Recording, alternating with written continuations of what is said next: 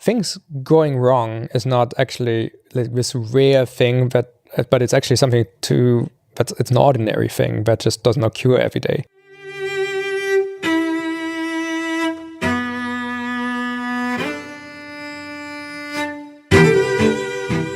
Hello and welcome. I'm Shane Parrish, and this is The Knowledge Project, a podcast exploring the ideas, methods, and mental models that help you learn from the best of what other people have already figured out.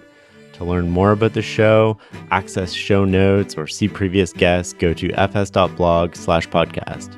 My guest today is Tobi Lütke, co-founder and CEO of Shopify, the marquee shopping cart system of the e-commerce industry.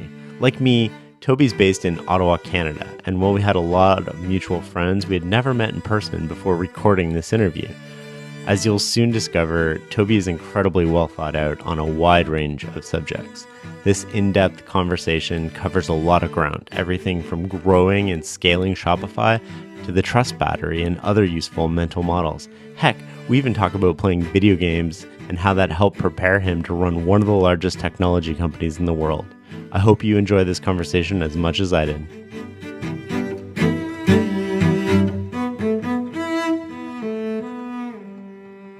Before we get started, here's a quick word from our sponsor.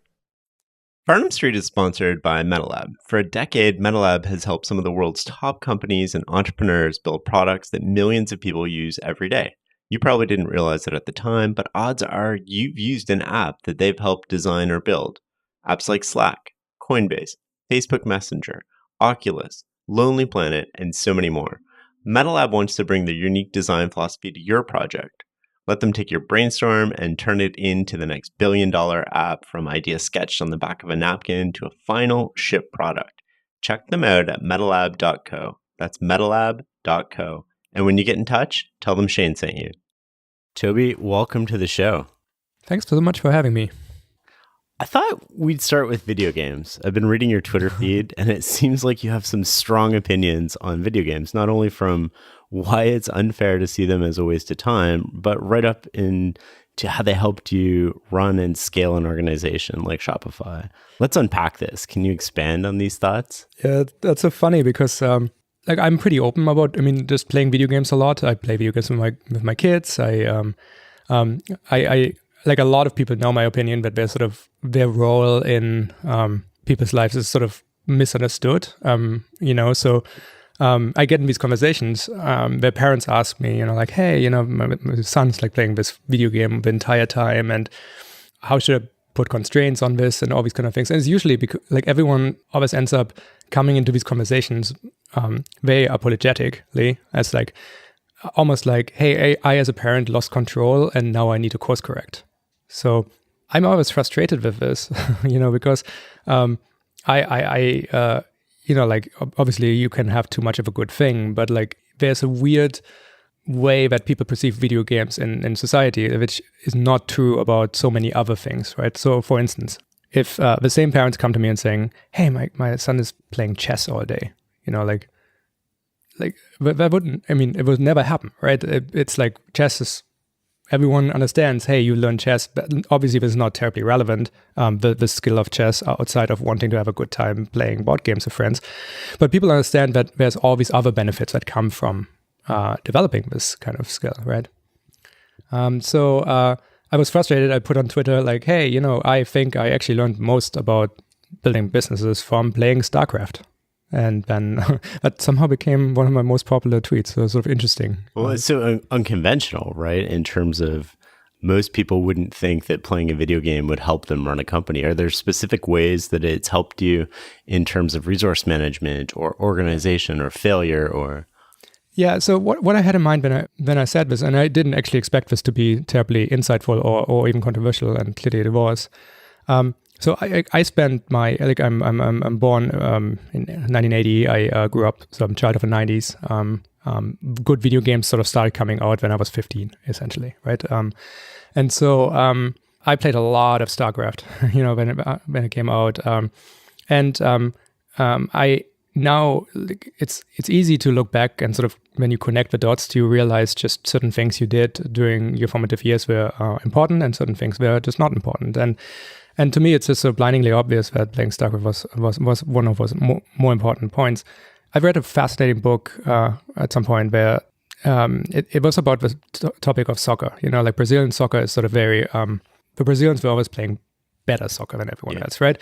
And at some point, rightfully, everyone said, well, what is that? Nurture, nature, genetics, and something else. And so somewhere in the 80s, people started flying to Brazil to actually look at what's this environment. And, there's probably multiple factors that at play. But what people realized is that Brazilians play a lot of soccer, first of all. There's just a lot of deliberate practice. And then partly due to the circumstance of them just not having as many soccer fields and not the space in certain places, people play sort of a derivative of soccer. Then like a game, I think it's called I can't say it. It's something like foosball, but it's a little bit different. Yeah. So that game is played with 6 players on a field, much smaller pitch, and just faster game. And what happens is everyone plays this, and therefore in a course of a game, everyone touches the ball probably 5-10 times as much as in a normal game of soccer. So what this says is, what they found is there's this other thing they can do, which is sort of like the thing that they really care about, but it's sort of a concentrated, distilled version of it, which just lends itself to just deliberate practice better, where people practice accidentally. So that's the kind of thing I think that people have in mind when they say, chess is the kind of game that is good to play because it's a distilled version of like making decisions. You need tactics, you need strategy, and then that happens every single time you play this game. And so this is the way I see video games, right? So StarCraft itself is, and I don't necessarily put StarCraft above any other game. It just happened to be the one I learned a lot from, and everyone sort of references a different one who sort of thinks about this kind of topic.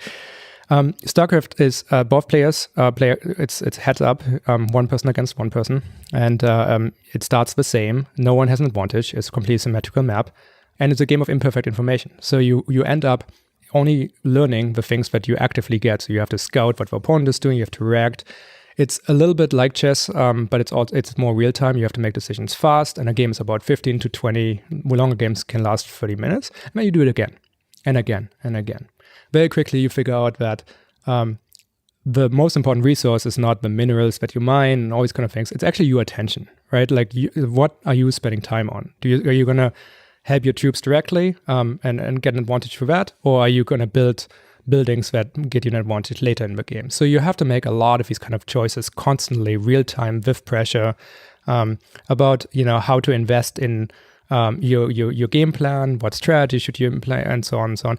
And so you do this, and then again, you do it again, and in an evening, you do it 4, 5, 6, 7, 8, probably more like 20 times. Next day, you do it again, and you do that for years. And then you realize, hey, in the entirety of building a company, these are exactly the kind of questions you ask yourself all the time. Should I do something that's a bit short-term but can help? Should I actually do something that is only going to be useful later in the life cycle of this company? Should I refactor this code, or should I just get something hacky done? Do we need to expand later in life? Where do our resources come from? Should I go fundraising? Should I raise prices? All of this happens in high-stress environments, and you're kind of making these kind of same decisions over and over again. But in the entire course of building a company, that happens X many times. You play this game, it happens every single time you play the game. And so I think this is sort of a better way of thinking about video games to me. They are often very distilled environments in which you can learn things. Do you still play video games now? And if so, what are you playing now? Fortnite? Yeah, I think the entire world's playing Fortnite right now.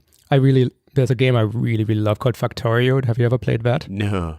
Yeah, so Factorio is like if you want to learn operational excellence, Factorio is like a game which will teach it to you by accident. I'll have to check that out. Let's talk a little bit about Shopify. I know what the company does, but can you explain it for listeners? Yeah, Shopify is, most people come to us because they want an online store. More broadly, what Shopify does is it's a missing software that didn't exist when I started my own retail business it's now 14 years ago. I me and a friend got together. We had a lot of snowboards, which we wanted to sell. We wanted to start a physical store and an online store. This was, again, 2004.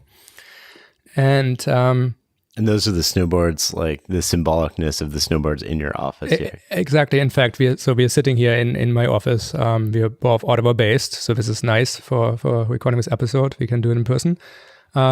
And along one wall in my office, there's snowboards, and those are exactly the snowboards I sold back then. So I kept some, and I actually bought some back from very confused customers who got an email from me saying, "Hey, I just bought you bought 10 years ago. Do you still have it? And would you sell it back to me for the price you paid?"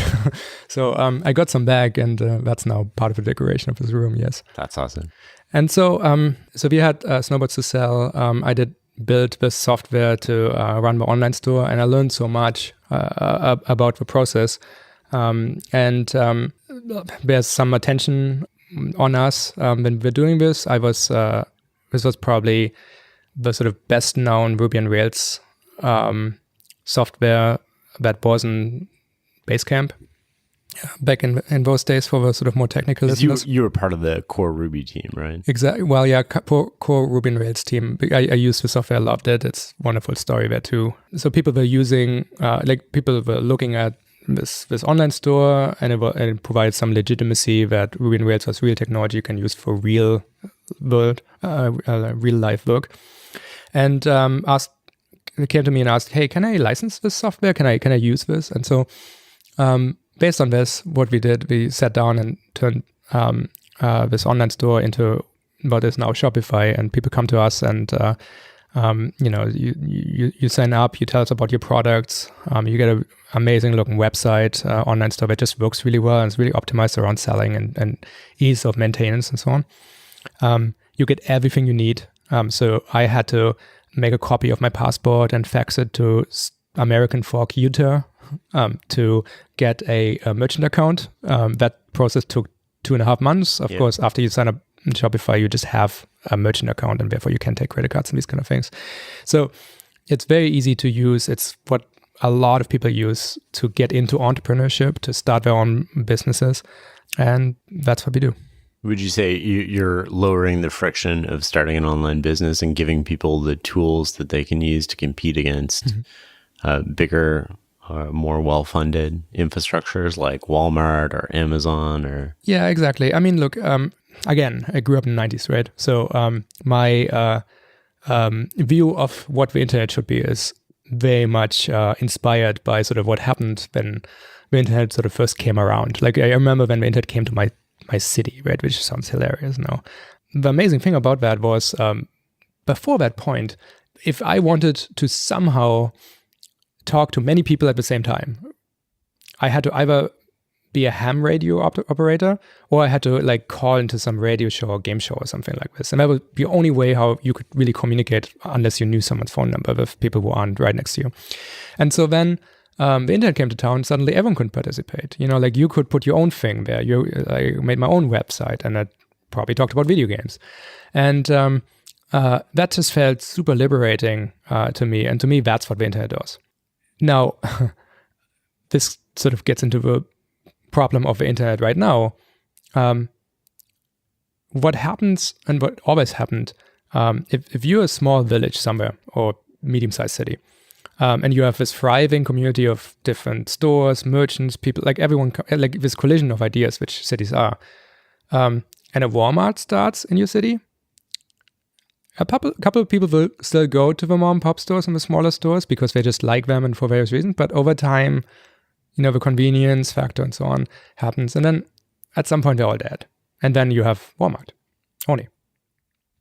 And so the internet is a very big town, largest city ever. They're all next to each other, and the internet has its Walmart, right? And so I think that it is really, really important that there's a counterbalance to this. It's a counterbalance to everyone just buying everything from the same place, because the problem is the merchants matter. The merchants come up with new ideas. I have incredible stories of amazing stores that were created in the most random Atlantic islands. Because they created products and they sold them around the world. They can preserve something of the heritage of these places. And so Shopify is kind of the counterforce to this centralization, at least in the world of commerce. We want to make it so simple to partake in entrepreneurship, to like add your own voice to sort of what's going on in the world. And so we want to lower the bar, lower the learning curve, make it just something that almost everyone can do. Because, I know we are like lots of your listeners are from a tech industry. Everyone sort of thinks like entrepreneurship is in really good shape because we all know like, two guys with a laptop can do whatever. That's true, but they live their life in a very certain way. They are computer programmers. They, like all sorts of things are true here. Most people aren't like that. Most people do not have a chance to just sit down and start a tech startup. In fact, while it is cheaper to make tech startups now, the minimum difficulty that and requirements that you just have to bring to start a company have actually increased, and we can see this in the numbers. Entrepreneurship is actually tanking across North America. Can you expand on that? Like, why is the barrier to entry increasing? Is it because of the data that the companies accumulate, or what are the? It's not even that. It's just like what kind of qualifications do you need to be a tech co-founder, right? Like what kind of things do you have to put on your application to Y Combinator to be even considered, right? Like you essentially have to spend your life in almost a perfect linear arrow towards this goal. You have to have the right skills. Ideally, you have to have all sorts of extracurricular kind of things, which are, as we all know, are associated with middle or upper middle class upbringings, because that's where people have time for all these extracurricular kind of like things that give you an advantage then. And so you have to be without lots of dependence, because you're going to go into a hole for a decade to build a company. I certainly had to do that, and that was good then, but could I do it again now? Probably not. I have 3 kids, so there's a lot of kind of requirements that exist. So it became actually cheaper to start companies for a ever decreasing circle of people, the more and more fortunate.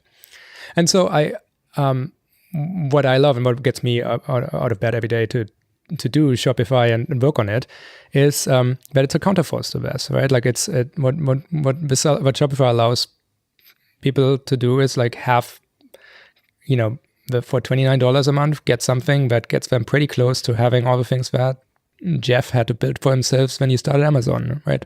And so leveling playing field is important. And I think, like if you look at sort of the world of a tech discourse, now we're talking a lot about privacy, but really we're talking about that. We're talking about the divide. We're talking about, things like inequality and so on, and the role tech plays in this. And I think we need companies that kind of like are not technology companies, but actually are companies that use technology to give non-technical people superpowers. And so that's, I think, what Shopify does. Where technology isn't necessarily changing the business, but it's rather enabling the business.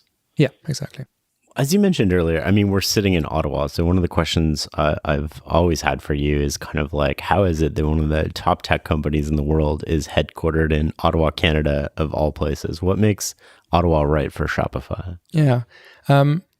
I started the snowboard business here because my wife was studying in Ottawa during the time. And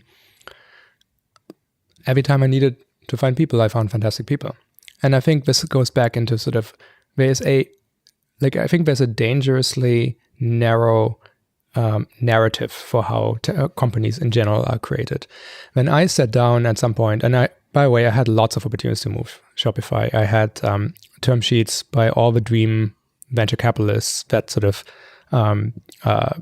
however, stipulated that I would have to relocate the company to Silicon Valley or a place like this, which I then walked away from. And the reason why I walked away from is because I looked at the history of how great companies were made. And what I found is, while it's true that there's a greater concentration in a place like Silicon Valley, usually what happens for making a world-class company happen is that there's one company really anywhere that creates sort of a broader geographical consensus that this is the company that all the best people should go work for, right? And I knew how I could become by far the best employer in Ottawa. I knew how I could, like there's Montreal and Toronto and Waterloo, like almost right next to us, and so at least the North American measure of distance. And that seemed like the right way to do it. And we always found the right people. There have been many great technology companies that came out of Ottawa, and then, everyone sort of forgot about that. We feel like we discovered why, because people, we have great universities. We find extremely smart people who are loyal and work hard. And this is how these companies are made. Now, I think there's one interesting thing in this. I do think that there is an almost complete difference between how you build a company in a primary market, of a primary talent market, and sort of secondary talent markets, which primary talent market really is the Bay Area for technology company, or LA for film, right? When you go to, so the interest, like almost all books that you can read about business are written by people who build businesses in primary markets. Thiel, Horowitz, and so on, Andy Grove. It's all these companies got built in primary markets. So the problem, I think, what makes it rarer that great companies are created outside of them, is partly because then secondary market people read the books from primary market people, they get the wrong lessons. So, for instance, one of the most biggest differences in primary and secondary places is if I hire someone, we are probably the chance that we are gonna still work together in a decade from now is super high. But it's just different in this way. That doesn't sound like a big change, but it changes absolutely everything for the company. It means that it's a much better idea to hire for future potential rather than for current skill. Once you do that, what you realize is a dollar invested into helping to train people, or even subtle things like making sure that next to any junior programmer, for every 5 junior programmer in a team, you have one person who can become their mentor. These basic ideas all start having way more dividends because because the people, after you make them better, they stay with you longer, you get to benefit. Where in Silicon Valley, where, some companies are sort of pushing in their R&D teams 12 months average tenure for staff, that is a silly investment to make. It becomes almost win-win instead of transactional, which is I'm here as a stepping stone to something else. And it becomes we're going to help you, you're going to help us, and we can have this long-term kind of runway. And do you think that culture is more to do with the geographic location or more to do with the organization that you're? I think you have to build a company that people don't want to leave, so, but you also should invest in your people so that they could, right? And so if you combine those two things and do it well, you can do it. Shopify is a destination company at this point. The people who come to Shopify from all over the world and work here, usually they don't move to Ottawa, they move to Shopify, right? And so if you have to make your company worthy of that kind of thing, and then it will happen. And that's true anywhere, but doubly true again in what we call sort of secondary places to build companies. I want to come back to something you said earlier in that answer, which was you studied how great companies are made. Give us some of the lessons. You got to expand on that. What is that? What happens?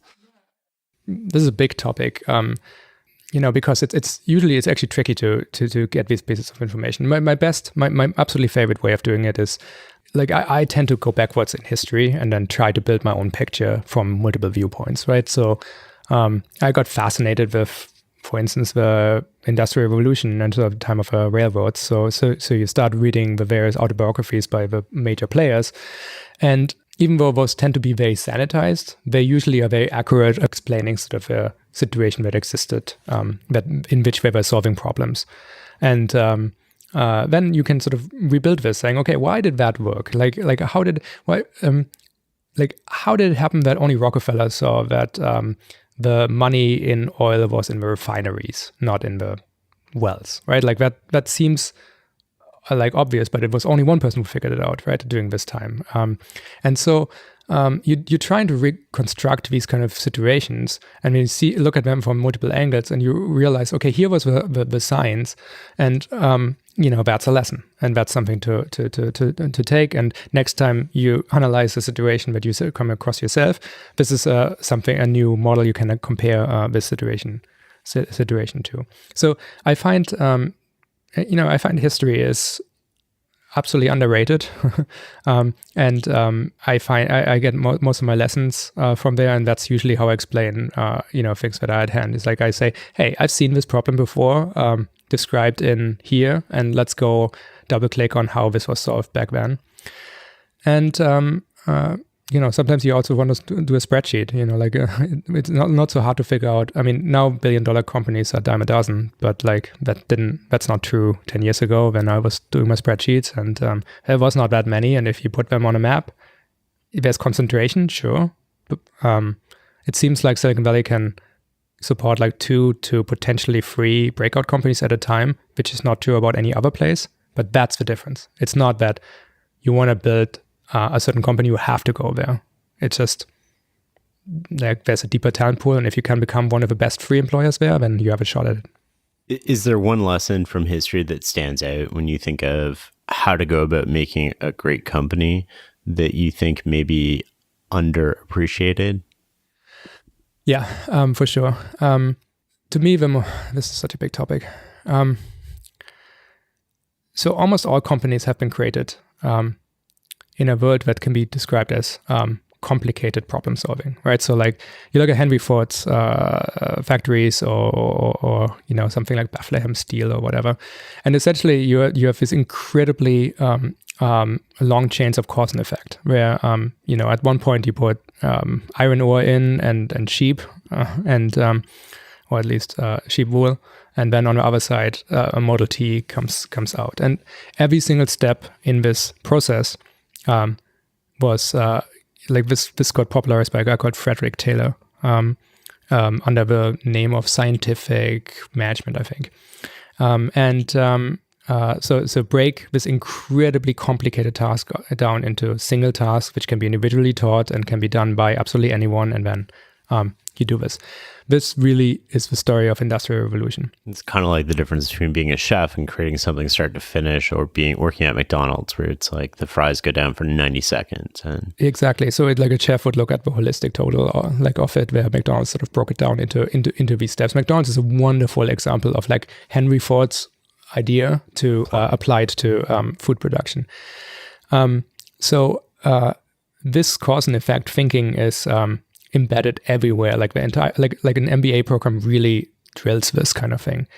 Now, I happen to believe that this is not so relevant anymore, because I think the world we are actually spending our time in, like we've almost built throughout the last 100 years every company that solves a complicated problem. And so the only kinds of problems that are now left are what's usually referred to as complex problems. Now, in a world of complexity, cause and effect isn't so clear. In fact, what happens is secondary and tertiary effects often become actually more important.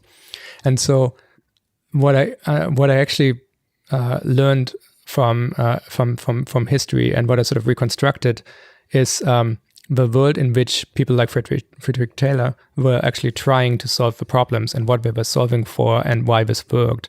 That allows you to at some point walk away from this and saying, hey, this situation is too different in which we are building companies. And so I found it's interesting, and like I found there's a lot of great companies that suddenly became not great because especially when they're founder-led, they were comfortable in a world of complexity where things aren't so measurable and so clear, but where you optimize for the holistic total and saying, hey, the product needs to be perfect and it shouldn't reflect the organization that built it and all these kind of things. And then at some point, the company slowly like fell in love with, hey, let's measure every single step. Let's optimize for various things that are measurable, and this ended up like really sort of eroding the company. So this is, I think, one of those ingredients that really helps building a company that's larger, but still feels like what makes working in a startup so much fun. I think that we were talking about this right before the interview, but we have a lot of Shopify kind of readers and listeners to the podcast. And one of the things that was sent in was you wanted to run the largest small company in the world. Is that what you mean by that? That's what I mean, yeah. Because I just find like people are very quickly miscorrelating things. Like a lot of people say, hey, it's like really fun to work for a startup, and it's like super no fun to work for like a large company like IBM or whatever. And they really go and say like, small company fun, large company no fun.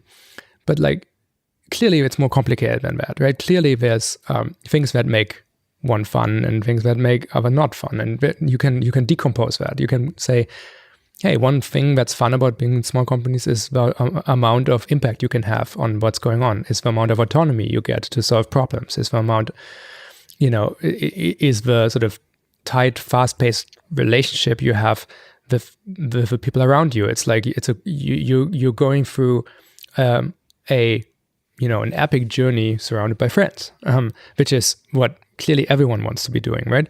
And so none of those things are beyond the realm of what in a large company you can experience. In fact, if you just put your mind to it, it's something you can absolutely deconstruct and restore and actually keep. But what is true is that there are invisible forces acting on every company in the world that get rid of these things. So the question is, which are those? How does this happen? How can we build scaffolding for the things that we really like about this? How can we keep the risk there, the autonomy, the like being surrounded by people you really want to spend time with, and so on, so on, so on. So I think it's I think company building in general is a fascinating topic. I operate under the assumption that I and many of my peers who are running companies right now, at some point, 30 years from now or something, we might get back together. We might have retired at this point. We look back at these times right now, and we will all be horribly embarrassed by the companies we ran in 2018. Yeah. We are going to say, like, how did we get anything done? How did we do anything that's, like, how did we even build our product? Like, how did we do everything before we figured out this thing or that thing and all these things that I don't know what those are right now because we haven't invented them yet. But I think we're all going to be terribly embarrassed in the same way how when you watch a old movie now and there's people in a car and they're smoking with children in the back, that seems really embarrassing, but seemed okay back then, right? So I think the best company ever made, whoever that is, I don't know, and I don't even want to venture a guess, is going to be like a 6 out of 10 on the scale towards a perfect company. And my goal in life, like, or at least something that's very important to me, is I want to be slightly less embarrassed than all the other guys and girls in 30 years. I want to figure out how to get to be a 6 out of 10, maybe start going to the 7 out of 10. And so for that, I think a lot has to be reinvented. There's a lot of stuff that companies do that have no positive impact on anything that the companies do. It's interesting because it sounds like you're looking at that on an absolute basis in terms of what is possible versus a relative basis, which might be like what is possible right now given the information and where we are as a company and what's possible today versus what's possible based on the laws of physics or nature. Because you have to, because one thing that happened with Shopify, which made making Shopify actually really hard, is that we did not really have competent competitors. It's really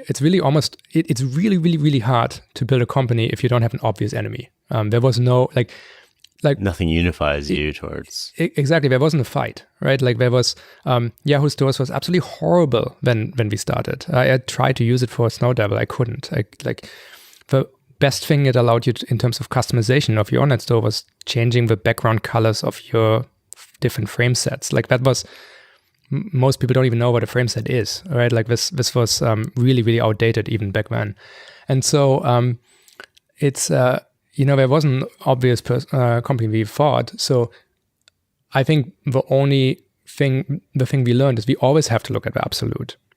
We have to say, what is like the perfect e-commerce software is something you put your name in, a product in, and then it like sales just appear and it teleports every product directly to the destination within seconds, right? Like, so that that would be ideal. Now we can't get that. There's like, physics in the way. So what's the next best thing we can settle? And then after that, what's the most realistic thing for us to build right now? And then how do we always keep going further into this direction? So we kind of grew up in throughout our formative years as Shopify, just having to essentially compete against ourselves and our own high standards for the thing that sort of pushed us along.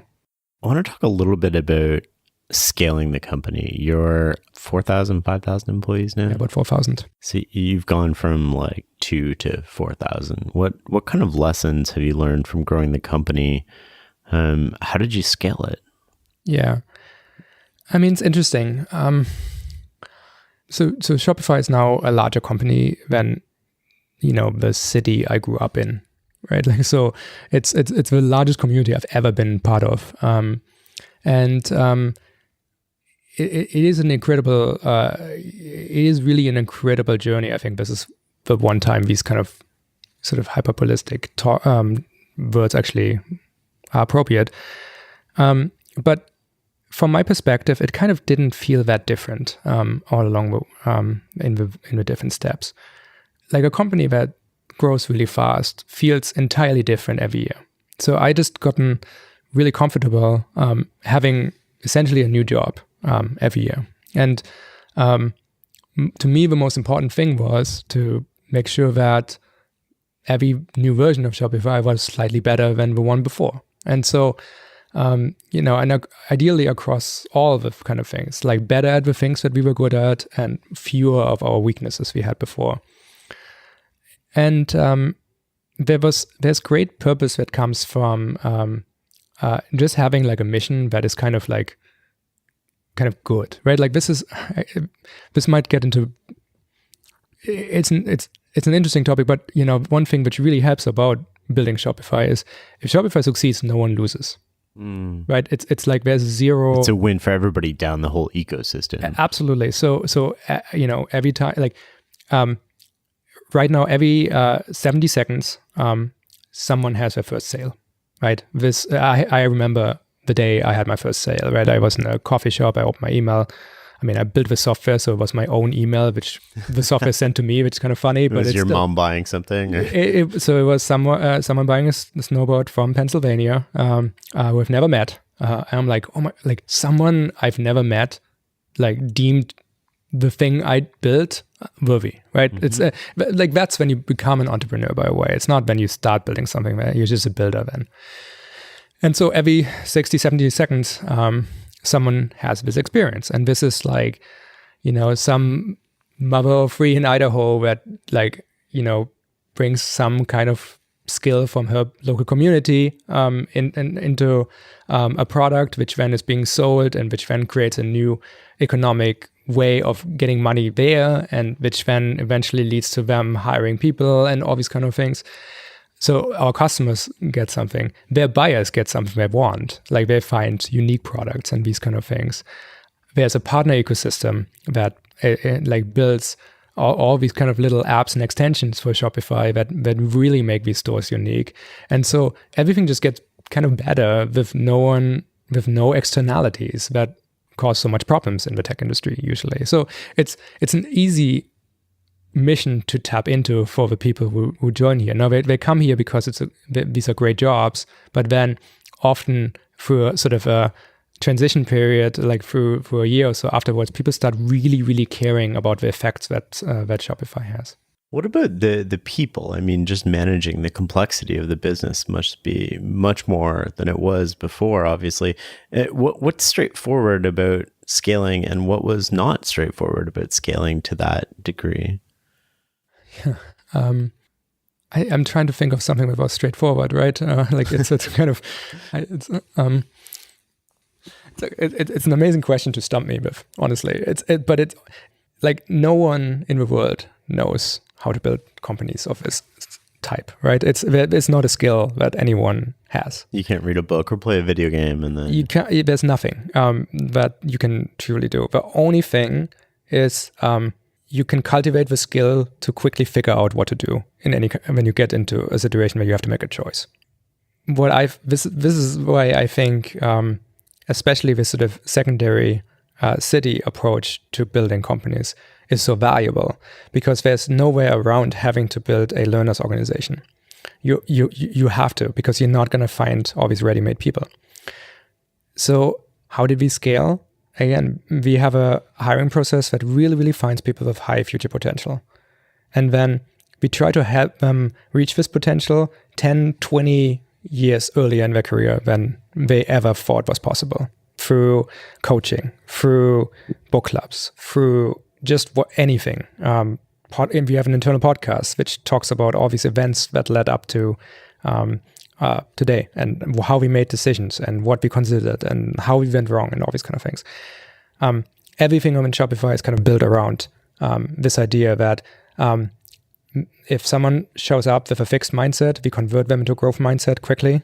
And then once they have a growth mindset, we fill people with context and we help them get better at their craft. And then the kinds of people who like challenges, we like putting them into situations where we say, okay, here's something that's really, really important for this company. It's a strategic move. You care more about this than anyone else we found.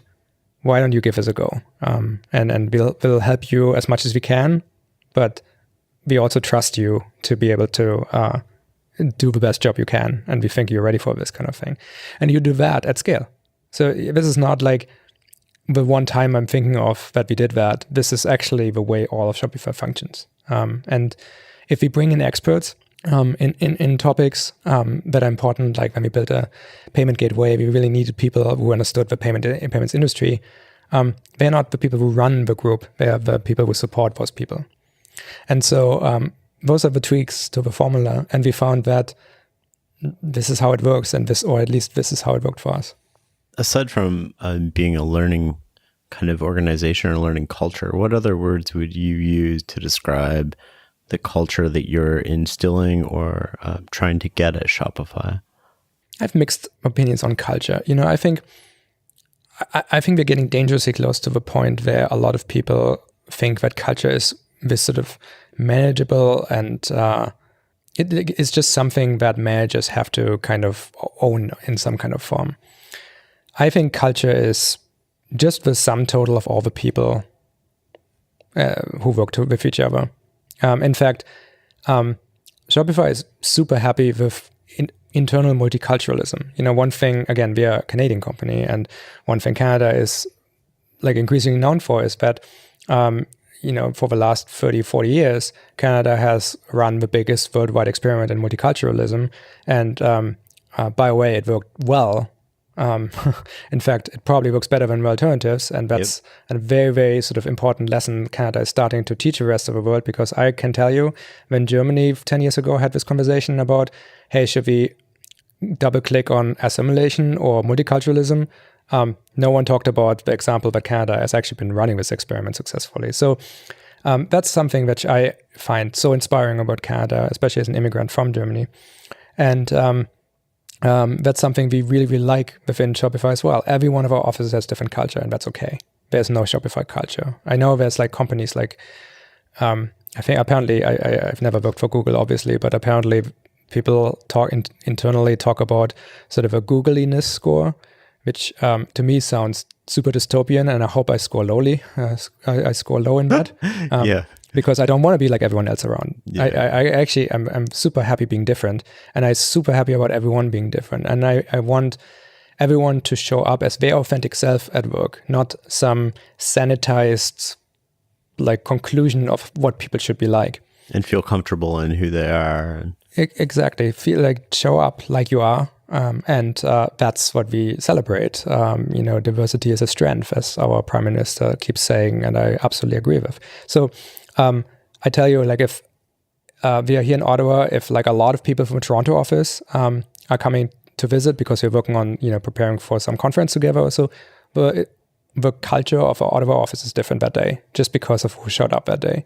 And so that's actually the way to think about culture. The culture is like, how constrained do people feel? Like, are the true, original, authentic people showing up, or some like sanitized, guarded version of people? And the sanitized, guarded version isn't just, it's not just sort of a word of suits where it's sort of obvious. Like, I've been to a lot of Silicon Valley companies where everyone wears hoodies. So this comes in all, where everyone's optimizing for being seen to be similar to the people who happen to get the promotions. And it's very, very quick that you end up losing something that makes companies really much better. So this is, again, so we don't manage culture. We just like hire interesting people and let them be themselves. And that's, I can directly measure the quality of a meeting with how different people spend their lives up to the point of arriving at the meeting. So the more diverse, the better. How do you think about employees in terms of process or process and bureaucracy in terms of being adaptable and nimble and the organization that you want to run? Yeah, I mean, I have lots of thoughts on process. I actually think process is probably one of those things that the business world of right now will be most embarrassed about when we look back. It is amazing how little what I refer to as good process exists in most businesses, right? Because so you can actually, like, there's three kinds of process. There's a kind of process that makes things that were previously impossible to do possible. That's good. Then there's a kind of process that makes something that was previously possible significantly simpler, which is also good. Like, make it 10 times better. Ideally, make a process that makes an entire thing that previously took like days, make this lightweight. That's good. And then there's everything else. And I bet you 99.9% of all process that exists in corporate America is the third category, which is actually just telling people to behave slightly different from what common sense tells them to do, right? So we have lots and lots and lots of examples where we just avoided having to create process by just changing the environment in which we all spend our time in, like changing the way the offices work. It's this is interesting. I don't know. It's like these are the kind of lessons that we learned. I think it's fascinating. I wanted to talk to you about how the environment impacts people, because some of the stories I got from people who work here are, relate to the microwave being changed to make sure that it had one button, and the hot water, the old hot water tanks used to have like 3 buttons you had to hold down at the same time. A touch screen, yeah. So walk me through like how you think the environment affects people and why you were so adamant about those things not existing here. I ask everyone to do world-class software, right? Like build something that's significantly better than anything ever made in this particular space. But if you like arrive in the office and the first thing you do is, you get hot water for your tea, and you're faced with some kind of absolutely insane user experience where they used a touchscreen for no particular reason, or you had to like push 3 buttons down just to get hot water, like where the obvious thing to use the device feels like an afterthought from the user experience, then I can't really ask everyone to do better. In fact, I can, but then I'm fighting gravity, and which I don't like to do. So a much, much better way to do is just make sure that everything is of the kind of, like everything that we control is of a quality around us that I want to see in our own products. Because I think people are so much more affected by their environment than we like to believe, right? Well, like, again, I had one of the best things that ever happened to me in my life is I moved between countries, right? When you do, you will learn so much. Like, you can't explain culture of a country to someone in the country. It's like explaining water to fish, right? But if you leave somewhere and then move somewhere else, you actually end up with a sort of outside perspective to both. There's you arrive in Canada, you talk to people about Germany, and everyone talks about great engineering and all these kind of weird things, right? But then I go to the Museum of Modern Art and go to like a Dieter Rams exhibit, who is a designer I really like. And that looks like my house when growing up. Like this is all this stuff is not fancy stuff. That's actually the default coffee maker and razor and a radio that everyone has in their house during the 80s and 90s, right? And so why is there so much appreciation for great craftsmanship? Because we were surrounded by it growing up. And I think this effect is something you need to use to your advantage when you build a company.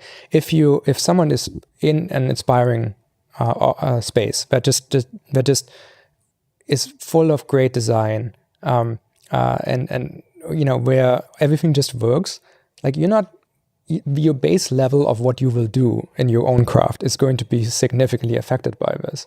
So the corporate America way of doing this would be have a crappy cubicle farm and then post motivational posters everyone saying have high standards, right? which is crazy. And clearly that doesn't work. So this is how we find that changing the environment just helps us get the things that we want. Sounds like my days in government. How much of your job would you say is about finding these processes that don't make sense and eliminating them? Like how much of your day is about elimination or subtraction? I would say actually a lot. I'm sort of like, I'm as the CEO, you are the holder of a standard, right? Like things need to clear your minimum quality bar to get out and are being shipped. So many of my conversations are, this is what it should be, and here's how we can get this kind of thing there, or here's why this is not quite there, and this is how you get into the wonderful like teachable moments, or like sometimes you write something about it if it's generalizable. It's sometimes you record a podcast episode about the kind of topic. So it ends up being a lot of it. I want to come back just to the environment before we move on one more time. Is there anything else that you do within the physical or even virtual environment of Shopify that's used to nudge people's subconscious? Well, yes. Nudges are such a big thing. Like it's probably no surprise. I'm a huge fan of Richard Thaler. I'm Danny Kahneman and Atmos Tversky are my spirit animals. So I am a big fan in sort of behavioral psychology and all these kind of things. I see that as a better path forward, other than posting process.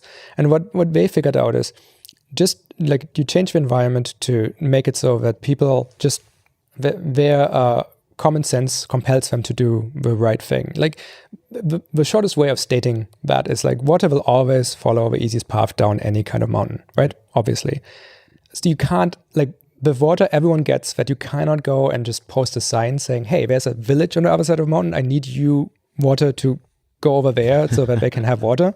That sign is not going to work. You will have to dig a ditch. And so like building companies is actually very similar to me. We had this was one of us. It doesn't sound like much, but it ended up being like sort of an important sort of aha moment for us when we first started serving lunches at Shopify. We had our own kitchen, and our work was really popular, of course, and we were a small company then. And the bigger problem we had was after lunch, the room was a mess. And not initially, but over time. And so what happened very quickly is the posters went up, right? It's like, hey, here, please bring your plate back to the kitchen afterwards, right? Like, and it's funny how we tend to escalate. Like afterwards, someone puts like an exclamation mark on it, like, and even at some point we tried social proofing this, where we had a picture of my co-founder who was like really sad looking with an empty plate, and just tried to shame people into it, and that worked for a couple of weeks and it didn't. And then at some point we realized if you just put like a tray next to every exit of a lunchroom, that's where you can just put your cutlery into your plate there and make sure that's not overflowing, everyone's going to do the right thing. Everyone wants to do the right thing. It's just we ask people to use have to invest their willpower into doing the right thing. And that's not right. Like, I mean, you can try to do it, but I want the maximum amount of people's willpower that they are going to expend during their time at Shopify to be beneficial to our customers and not invested into going out of your way to return like a dirty plate to some sink. And so a lot of Shopify works like this. There's nudges for people, like for people if people don't have one-on-ones for a long time, they're getting a nudge about it, right? Like, and suddenly you can universally have one-on-ones, much better than having a policy with rights of what some people do. You're known for running, Shopify is known, I guess, for being a very resilient organization. One of the stories that we talked about the first time we ever had a conversation was about you moving buildings. Can you tell us that story and what happened and why it happened the way it did? Yeah. I've always been a fan of, I mean, this is called, Nassim Taleb finally gave this concept a name with his book Antifragility, right? I firmly believe that if you want an organization that lasts, you need to be okay with bad things happening. And in fact, I think the quality of an organization is not how good it is at preventing bad things from happening, although it's a useful skill, but I don't think that's necessarily the quality of organization. The quality of organization is how quickly it does react to bad things happening. So this started very early with, long before it became cool. I was sort of, I logged this into is before anybody even knew about Antifragility or it had a name. Long before this was a name. Like I logged into our server farm and turned random servers off, right? Because I just wanted to make sure that we are not relying on memcache being up, and this is we did that in production. So like, oh yeah, internally it's called the Tobi test. Yes, that's cool. It really made a point, and it created a culture where everyone says, hey, you know what? Things going wrong is not actually like this rare thing but it's actually something it's an ordinary thing that just doesn't occur every day. And so I think it was really important. So we always looked for opportunities to do this kind of thing. Like we always, like I really, really like changing something just so that everyone has to adapt. Like thriving on change is actually one of the core values. And it's a huge disclaimer. It's the thriving on change thing we are serious about, right? Like this is something that comes up during hiring, saying, hey, you really need to understand what that means, because that's like if Shopify is absolutely not a company for everyone. This one thing you really have to like be okay with. Things are going to change a lot. We are not going to pretend that Shopify lives in a static world of unchanging requirements. And so, when we had this sort of, we were changing offices. We were about, I think, 600, 700 people from one office to the next here in Ottawa. And we were, like, our landlord was really unhappy about losing us. And so he wasn't giving us an extension on our lease. And the second office started going later and later. At some point, we had the conversation about what are we going to do if we need a plan B here if those things don't line up anymore. And so plan B was, okay, well, we'll have to ask everyone to work from home for a little while. And that didn't actually sound so scary.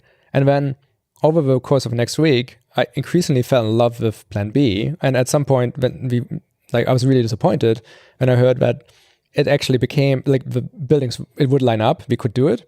And so I'm like, why don't we still go with plan B? Because, we increasingly hired people in other offices. I think a company that wants to be able to work well across different offices, especially with some people working remotely as well, needs to have a lot of empathy for those people, because unless you have ever done this yourself, it's very, very hard to build to work with. You just don't know what it's like to not be there and not hear those conversations and not be in the office and so on. So we decided to make plan B plan A. And so we closed our office, as in we deprogrammed everyone's fob one day, sent an email the evening before and said, hey, we're going to be homeless for a month. And let's, like, if anyone has some good ideas about how to deal with that, please share. And was pretty chaotic. It was really, really, really good business for all the Ottawa coffee shops initially. Like people started collecting. Some people had houses downtown, so they became bases of operation. Our chefs ended up buying an old taco truck. Oh, that's amazing. They drove around town and just to fed everybody in pop-up little do pop-ups and post on chat which parks they would park at and where people could come. And so it was actually a wonderful time. We had a great time. Everyone was really glad to be back in an office afterwards. But we learned so much about tools we had to which just didn't work anymore. Like we learned where we were relying on physical proximity, physical proximity is an incredibly powerful force, but you need to appreciate it, and you need to know when you using it as a crutch, because if you add a remote person into the team, suddenly you kind of have to change behavior. So it's a good example, but like Shopify is littered with examples of this. Like we did our big developer conference last year in San Francisco. Day one was really, really great. Day two, we arrived and there was no power at the place. And this was across all of San Francisco, I might add. Like this is the capital of technology in the world, and we had no electrons come from the sockets. It was absolutely remarkable. I think most companies would have canceled day two. In our case, like everyone just immediately said, okay, this is probably going to last. People ended up getting moved the entire conference. We couldn't go into the room because fire marshals wouldn't let us. So moved the entire conference to the parking lot.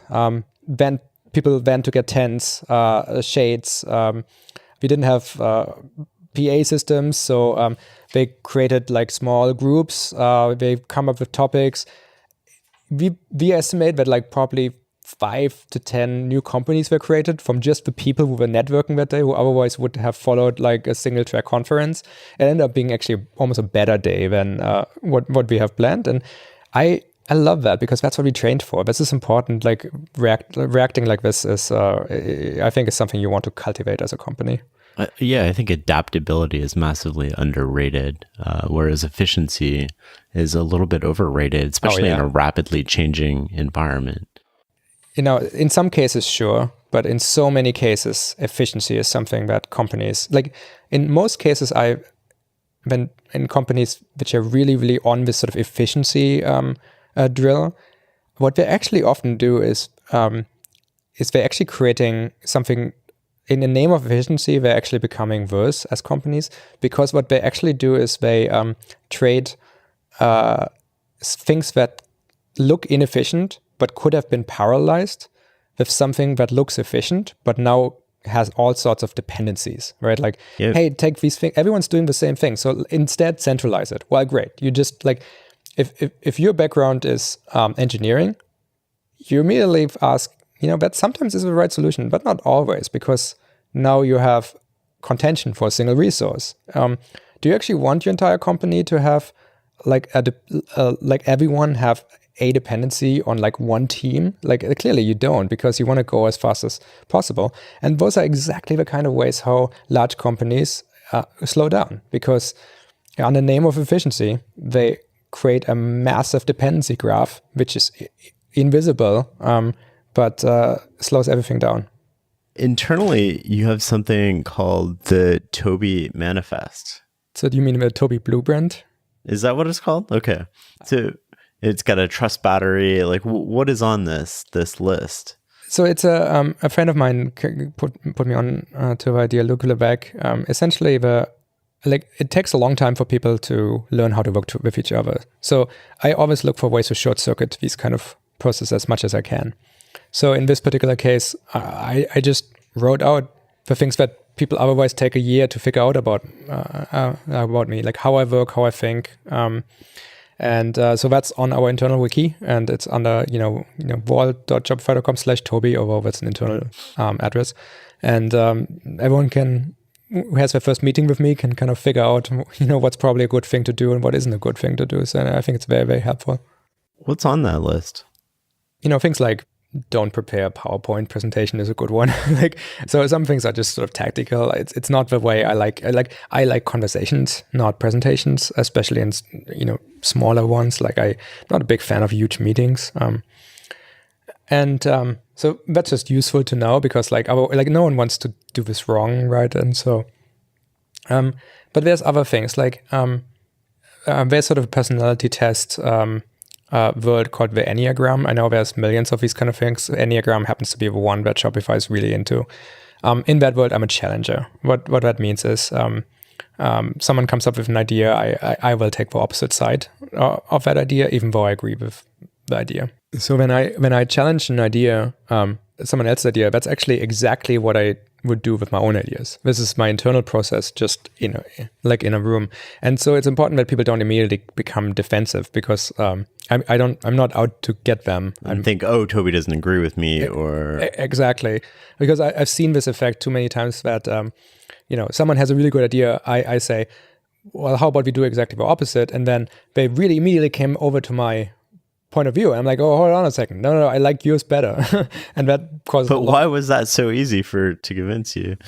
Why was it so easy to convince me? No, like doesn't it make you wonder why it's so easy to convince them to change their mind? I think it's human nature. I wish it wasn't so, but there's a thing, like North America is blessed with a very low distance of power as a culture, right? But still, the problem is, if you're the founder of a company, you're the CEO of a company, especially if it's one of your earliest meetings, as much as I wish it wasn't so, people treat you with some deference because of all the sort of social credit that you have. And so I don't want people to. I want people to have a conversation with, and I do to their ideas exactly what I do to my own ideas. And through that process, we get to better understanding, because I want the best idea to win at any point, and I don't care if that comes from me or from someone else. So writing this out and telling people, full disclaimer, this is probably what's going to happen, is really, really helpful for us to have better meetings. One of the things on that list is, I think, the concept of a trust battery. Can you expand on that? What is that? What does it mean? Yeah, I find this like a trust battery fits in perfectly with sort of your topic of your entire world. It's just a mental model for how to think about the relationship between people, right? It's it's something that actually exists, but is rarely documented. People sort of think about trust as almost an on-off kind of thing. Like, I trust my mother, I don't trust the NSA or whatever. But it's actually clearly a gradient. It's really something with a lot of different points on this particular spectrum, right? If people meet each other, especially in a sort of curated context, like a company, like both of us start working here, and we both got hired. So we both ran through the gauntlet of how to be hired here. So that means we probably will trust each other. Let's say 50%, right off the bat. When we have these interactions, we have a meeting like the one we just talked about. We combat an idea, or we just talk about an idea. We come up with something even better. We work well together. This slowly charges, right? And I think it's useful to have this metaphor between people, because it allows you to sort of talk about the trust that exists between two people without actually becoming personal. So much about working in teams is the way you communicate about working together, like the way you give each other feedback. It's so much easier to say, hey, I love working with you and the kind of work you do, but you don't show up to the team meetings. And I just want you to know, like, those two things offset each other. This is why your trust battery with the rest of the team is just not going up, even though you're doing great work. It's a much better conversation with saying, hey, do you not care about us? Do you, right. Because then you're attacking the sort of identity, where this is actually a factual discussion about like a concept. And so the trust battery is really useful for two people to converse about working together. But it's more important than that, because, like I already said, I want Shopify to be a company where people have an enormous amount of personal autonomy. But it's not possible to just bestow that on everyone. So, because trust needs to be earned. And so when you have a concept like this, where you can say, hey, get to 80, 90% of the trust battery with majority of people around you. And then we give you an area to own, and then we trust that you own it. That's what people do already. So all we're doing is putting a metaphor into play that people can refer to, and give people a goal saying, hey, here's what I get if I build the trust with the rest of the team, and so on. What are the other mental models that you use to either run Shopify or interact with other people? As you know, like I read lots of books. I'm fascinated with the concept of mental models. You've listed hundreds of over 100 on your page. I know you're working on a book on the topic. There's so many more. There's so many metaphors that come from different fields.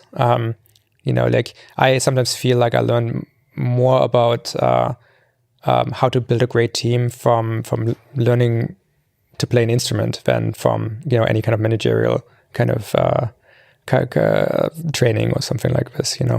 So I just think this is the way we become better at anything. We like there's a one of the when I sit down with especially sort of younger engineers, designers, and so on in a company, and they ask me like how to get better. Everyone is always really quite like people know how to get better at their craft, but it's actually I think in most cases the best way to get better at what you do is actually go broader, like just learn, add the other skills. Like we have a reading, like a library, like essentially a book club across Shopify. I curate the books that are in it, and like there are books that have absolutely nothing to do with business, like Drawing on the Right Side of the Brain, Understanding Exposure. These books are there because I really want people to just say, okay, you're an engineer.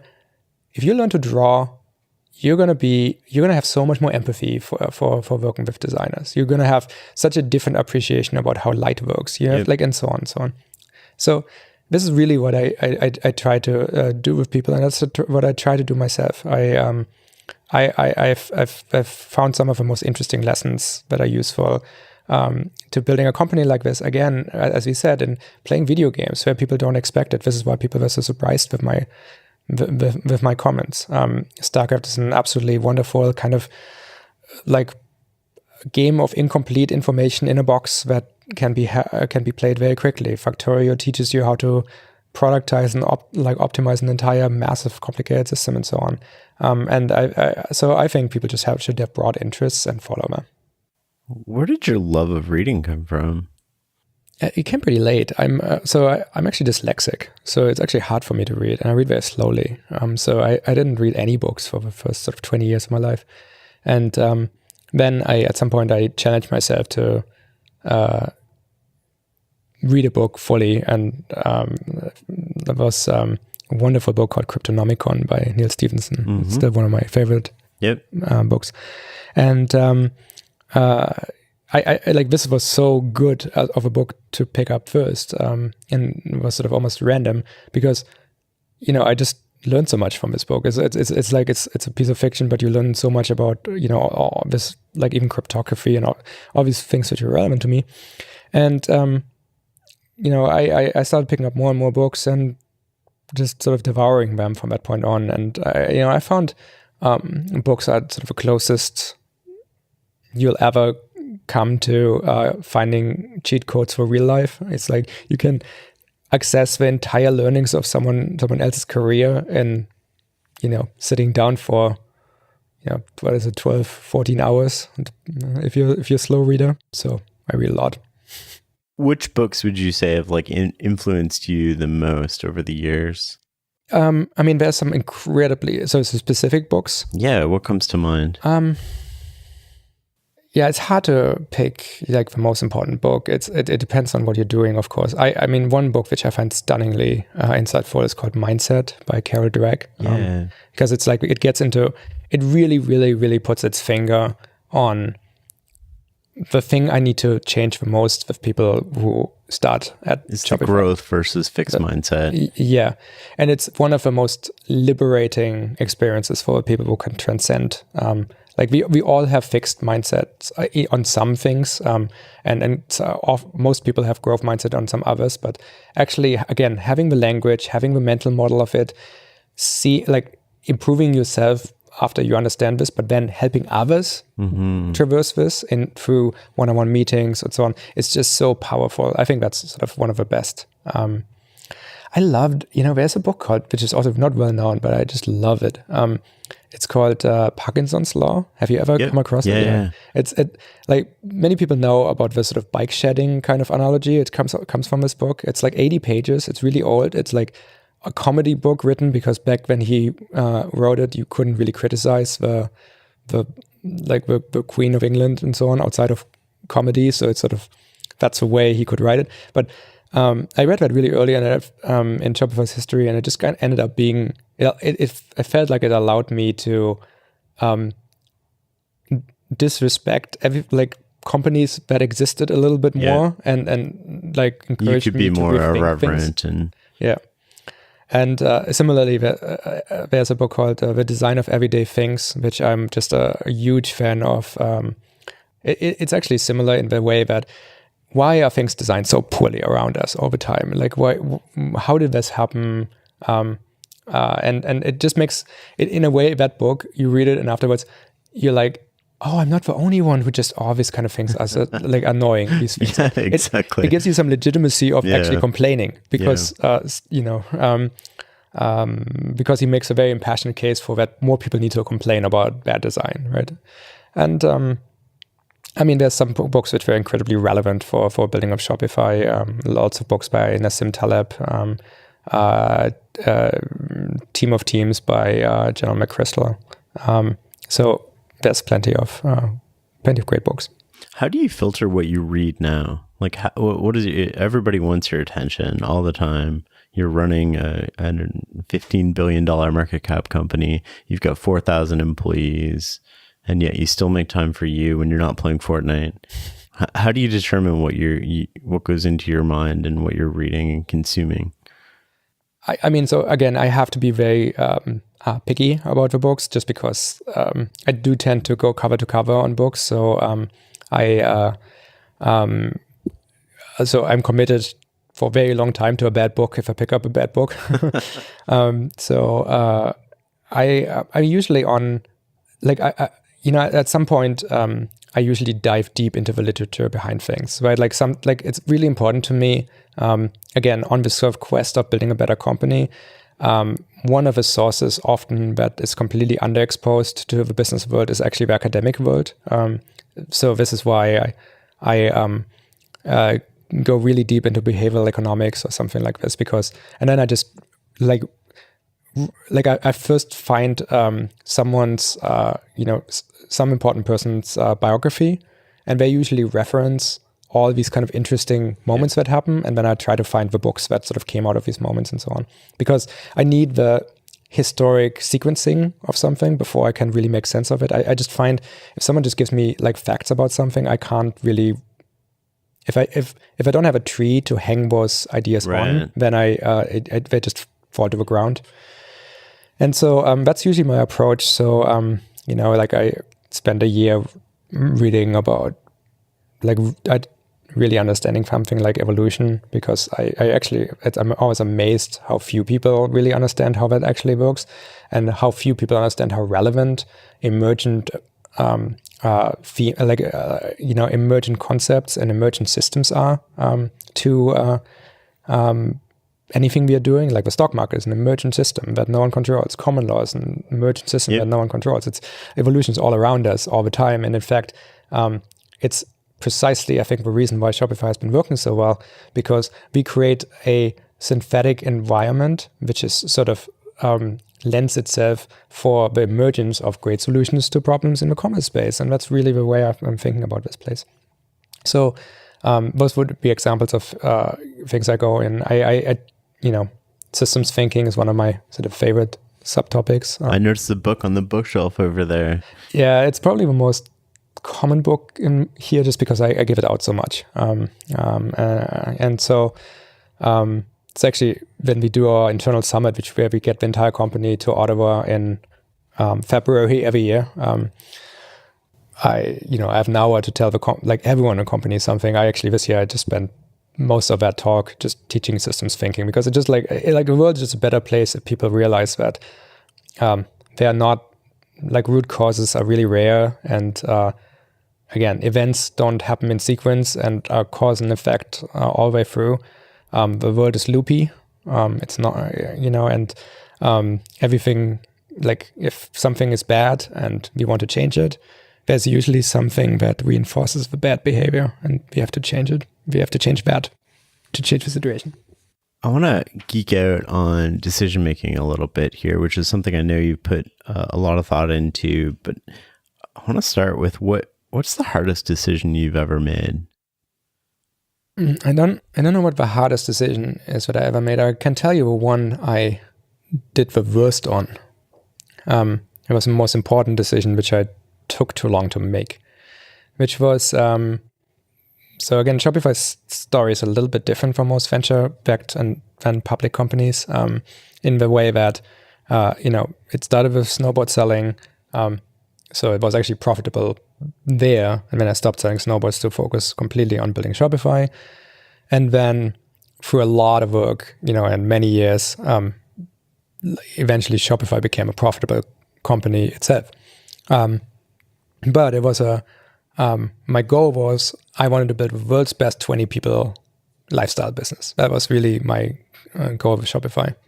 The way, I just didn't love the idea of venture capital. I'm European, so I tend to think that companies exist to make money at a certain point. It just seems using other people's money to, just try to growth over everything is it just seemed wrong to me. But I had lots of evidence that Shopify really was a growth company. It's like the venture capital model is for a certain kind of business, and it's a really good fit for that kind of business. And I think I knew that Shopify was one of those companies, and then I kind of artificially constrained it. So the decision I didn't make was, can I and should I transition Shopify from being a lifestyle business to a growth business? And the reason why I ended up so I feel now that I was the limit. I was the bottleneck on potential for Shopify for a good year and a half period, in which I just dragged my feet making this call. And I'm so traumatized from that. I never want to be a bottleneck of a company again. And this was another one of those things that just pushed me into I need to look after my own personal growth. I need to be ahead of where the company needs me to be at, and so on. And eventually I made the decision in a very sort of data-driven way. I saved up some money instead of investing it immediately into hiring someone new. And once I had $50,000 saved, I took 5 ideas we had that, of marketing ideas or ideas to how to grow Shopify, and just funded all of them at the same time and said, if 2 of them work, we are really a growth company that's being held back by its resources. And they all 5 worked. So it became super bloody signal. Obvious. Yes. It became very, very, very obvious. You mentioned you took too long to make the decision. How do you think about speed when it comes to decision-making internally? Yeah, the most important thing, I tend to talk with people about this a lot. I think the most important thing that people have to understand is how undoable is a decision. Mm-hmm. If an idea is fully undoable, I want people to almost, make it as quickly as they can. So the problem is that you can never un-VC fund yourself. Yeah. So when a decision is something that you can't take back, then it's worth really, really understanding. So in terms of decision making, I don't think I can teach terribly new things. It's the most important thing is get all the context and then make a decision. If you just do that, you're already doing a better job than the vast majority of people in business, because almost everyone makes a decision and then gets data to support that decision. So that you're already out ahead if you do that. And then your skill in decision making is directly proportional to your quality of information acquisition. So, how good are you at making decisions? Like how good are you at acquiring information? How far can you go? How many resources do you have? Do you have ability to go directly to a database and ask it question? Do you have ability to call the right people up to ask them about their experience? Did you read the books already, which allow you to sort of identify a situation as something that's like something else, where you can go and reread it to figure out, are you considering the same facts?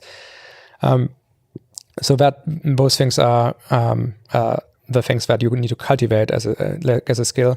And then lastly, one thing I started really early, which has been exceptionally useful, is when and ever since this decision of turning Shopify into a growth company occurred, I tend to take when I have to do a major decision, I have a small log file where I just put one paragraph in about the decision I made and what information I consider to be the most important one, which pushed me into the direction, and then I just sort of revisit that every half year and just say, was I right about this, given benefit of hindsight? Because eventually you know if your decision was right.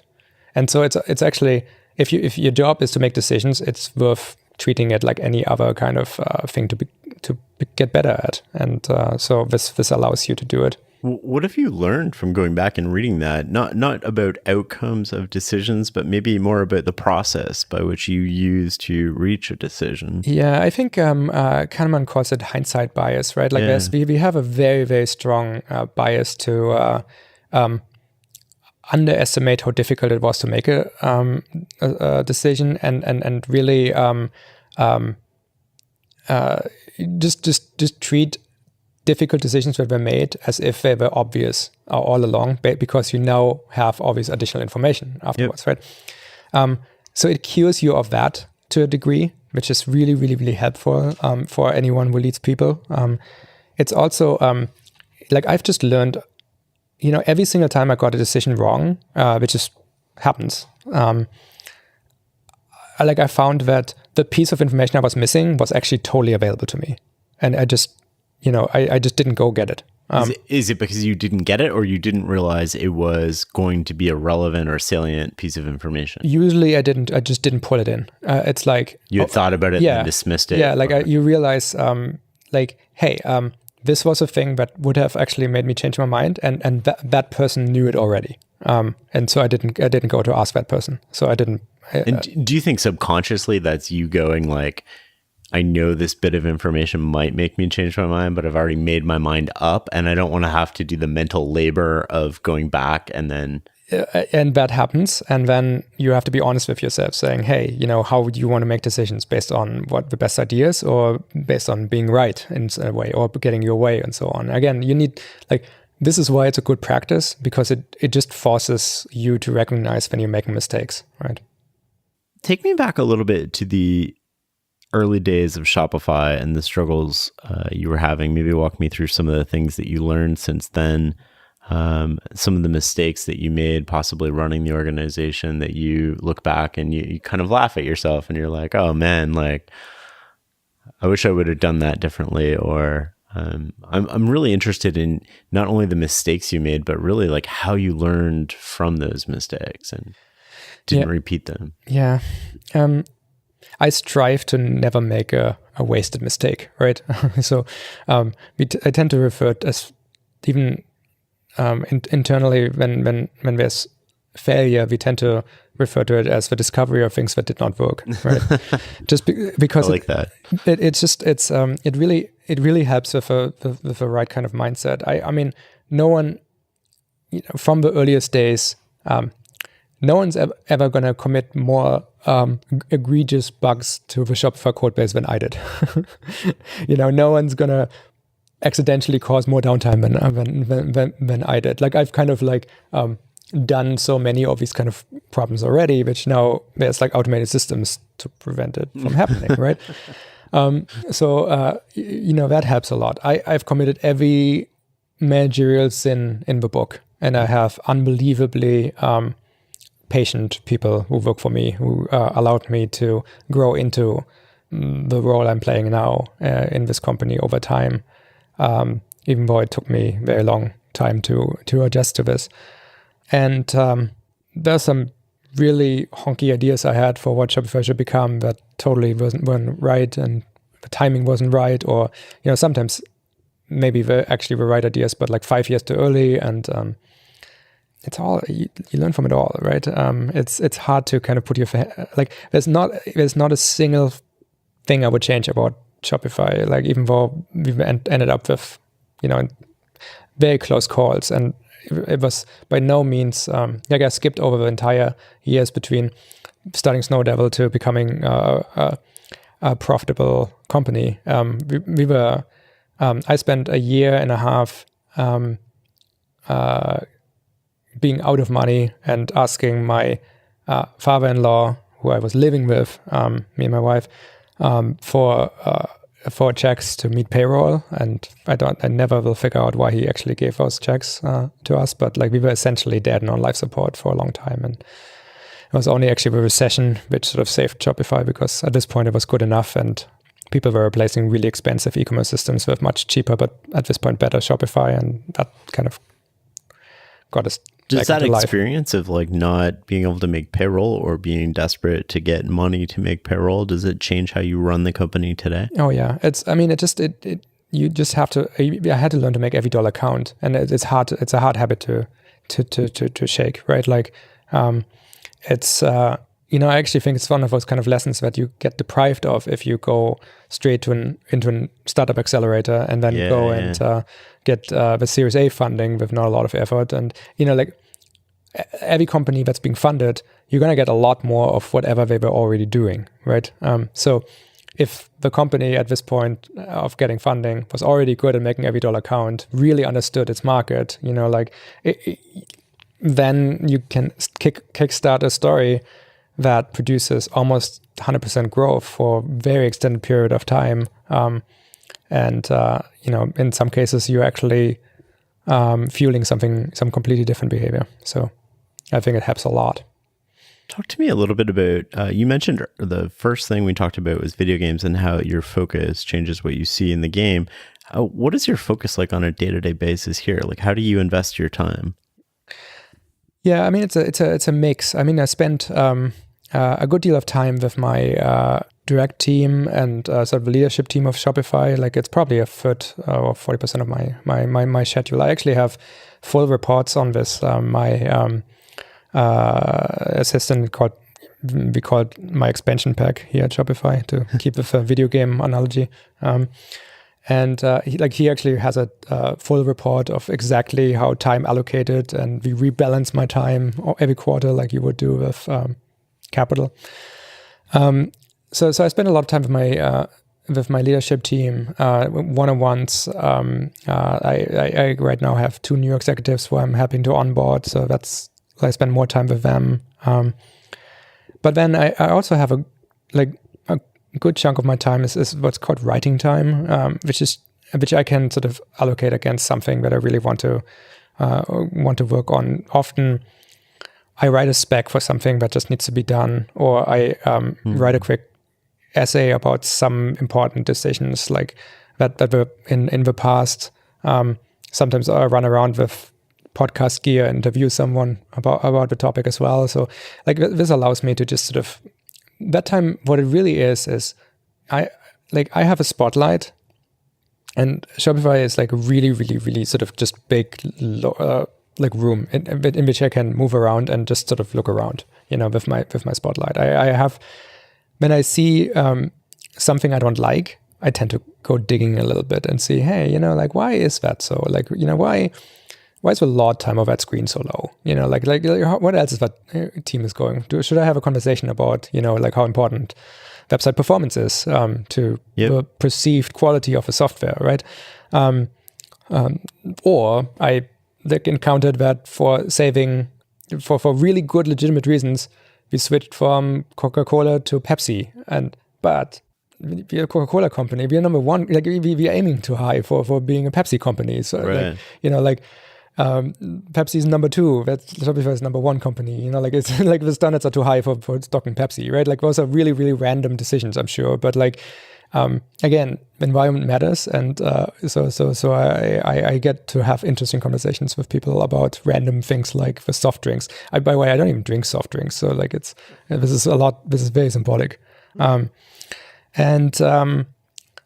last bit is honestly, it ends up being like recruiting. It's recruiting is just so key. Like it's, you know, you gotta get the best people on the bus, and if you have the best people on the bus, you're gonna have fun no matter where the bus is going. This ends up being a good deal of time. What would you say is the smallest habit you have that makes the biggest difference?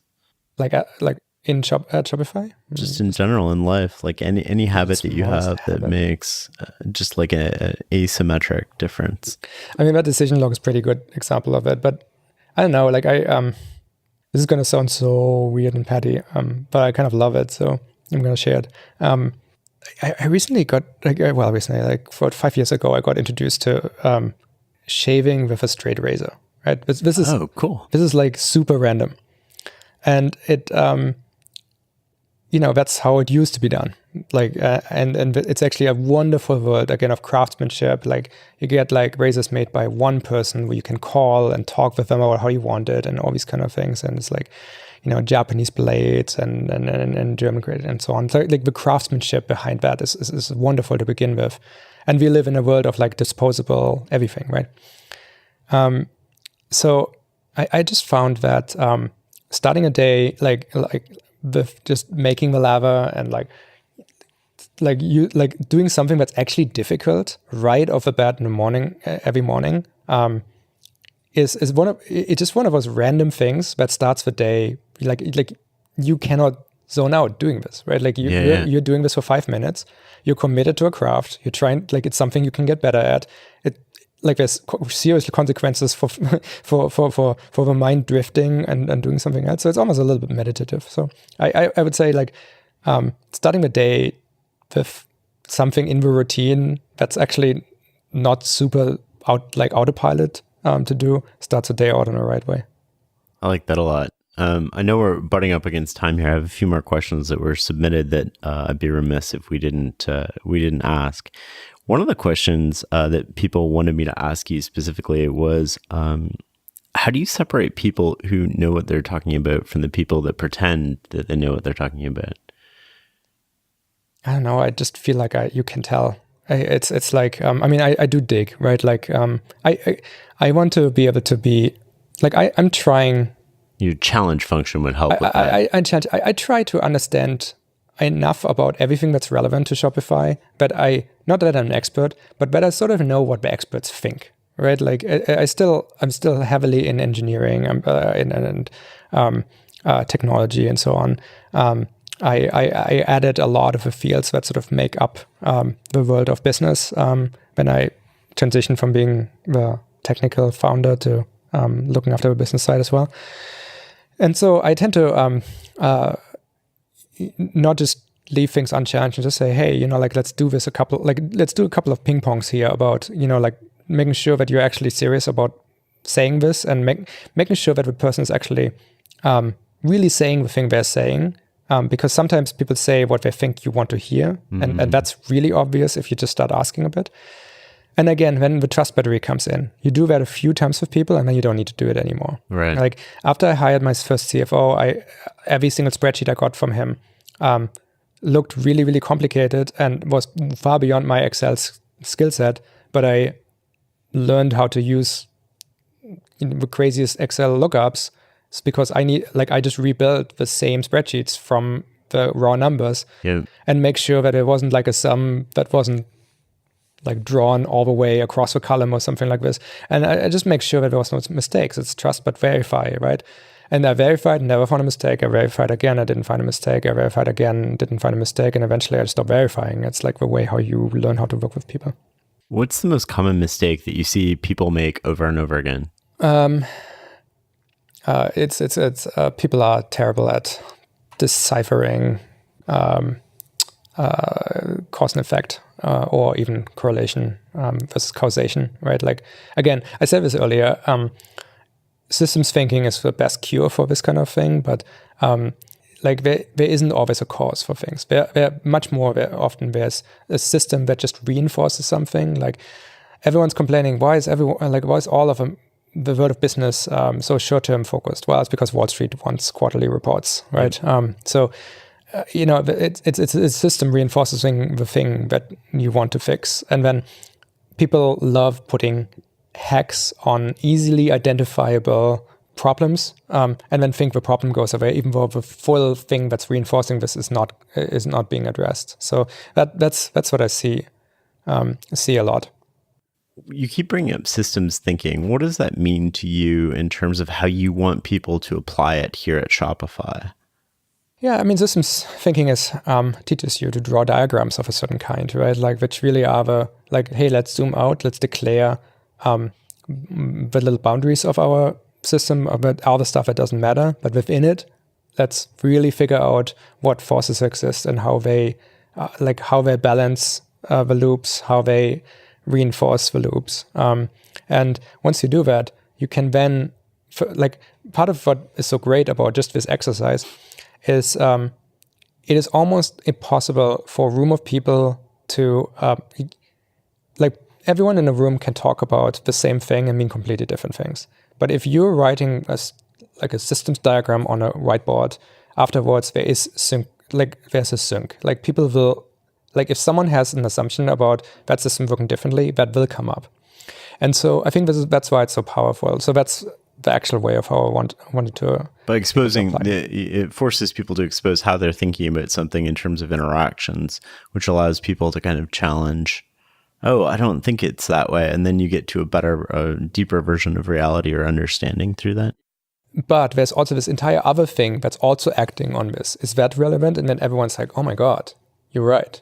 And then suddenly you make progress against, coming up with a solution. Last question that I want to ask you is, what do you think of algorithmic decision-making and where we're going in that sense, in terms of not only scaling and running an organization, but in terms of machine intelligence, if you will? A very complex set of thoughts on this. But I'm sort of in the, I think broadly, I'm probably in the Gary Kasparov kind of camp of thinking.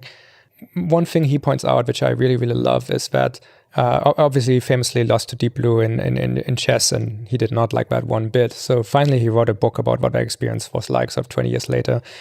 And one thing he did point out is that the discussion is framed too much about people against machines. It's a narrative sleight of hand. It's not really what we're seeing in the world. It potentially even comes from this sort of Deep Blue experience, right? Because there was the best grandmaster in the world, the world champion, playing against a computer, and the computer came out victorious. But that's not the way reality works, because what he says is, if even a reasonably good chess player with an engine plays against just an engine, it's always the human and the engine who will win. So it's we're interested in trying to get the best result, right? And so I think humans assisted by technology are probably the thing that we should be going for, instead of trying to replace people so much. And I think we will see that effect significantly more. And in a way, that's kind of what Shopify kind of is, right? Like we think about Shopify a little bit as, it's sort of a fire flower from Mario, right? Like, you find one, and then you can throw fireballs. You just got a superpower. Like we want to be a superpower that people discover and just have skills that they never thought they would have afterwards. They have a skill to start a business and scale it and become an entrepreneur and change your entire identity. Like your descendants, like your grandchildren will refer to you as a entrepreneur because of that. At some point you signed up for Shopify and somehow made it work. But it's not Shopify which did it, it's you, right? It's empowering people, giving them opportunities for self-actualization. And so I think that's just the way to think about it. Machines are there to help people, not replace them. I like machines, like humans should never wait for machines. Machines wait for people. And so in this way, I find myself so far outside of the world of technology. I see so much technology over everything kind of thinking, where just people are like, it's all there. It's like, I don't even think there's such a thing as truly the technology industry, right? It's a weird construct. It's like technology is it's not an industry. It's not even a strategy. It's sort of a tactic. It's like it's a tool that you use to give people more skills, and that's what I'm looking for. And if I can automate a task so that it frees up people so they can spend more time on some things, sure, we'll do it, right? No one needs to learn how to look at an order and figure out if it's fraudulent. Like we can look at every single data point, which we could also present you, but we can just do it for you. That improves the quality time you can spend on building a business rather than working in it. But I think we want to assist people instead of replace them. I think that's a great point to leave this, Tobi. This has been a fascinating conversation, and maybe we'll continue for part 2 next year. Awesome. Let's do it. Take care. Hey guys, this is Shane again. Just a few more things before we wrap up. You can find show notes at farnamstreetblog.com/podcast. That's FARNAMSTREETBLOG.com/podcast. You can also find information there on how to get a transcript.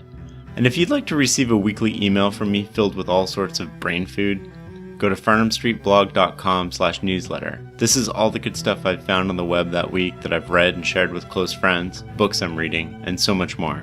Thank you for listening.